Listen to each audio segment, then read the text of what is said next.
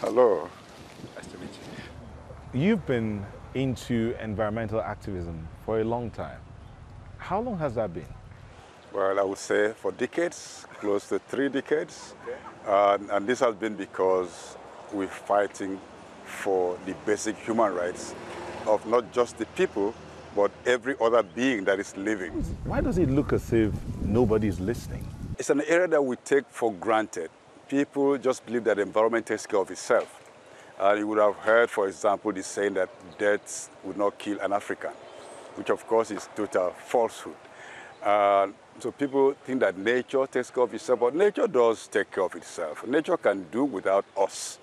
But the essence of struggling for environmental justice is to ensure that humans have a suitable environment in which we can live and grow.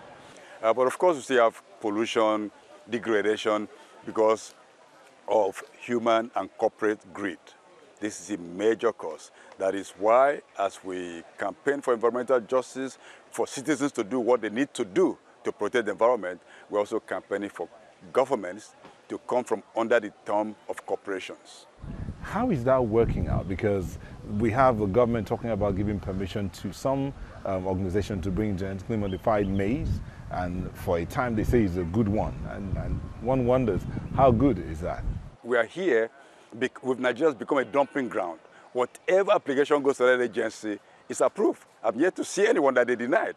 And they don't even pay attention to public objections, because my organization and some other groups we work with, up to 87 other groups that we work with, we send objections consistently. And they will acknowledge the receipt of the objection today, and tomorrow they issue the permits. So what would you say is the way to go as regards genetically modified organisms? Genetic engineering for food is totally unnecessary. What will preserve our food security, our food sovereignty, is the protection of our species. We need to ensure that we have a biodiversity. Where you bring genetic engineering, you are destroying the basis of our biodiversity, because you are planting a crop, you're killing everything else. This washes off into the sea, you are destroying marine ecosystems. So we are really opening up ourselves to a situation where we will regret in the future. So before it's too late, Nigeria has to have a stronger Biosafety Management Act. Finally, sir, what would you say to the younger generation coming up, the children? They are very innovative. They are coming up with wonderful ideas. What would you say? So young people need to understand that the challenges to our environment is colonial, and it's neo-colonial, and it's following the capitalist neoliberal ideologies of this world.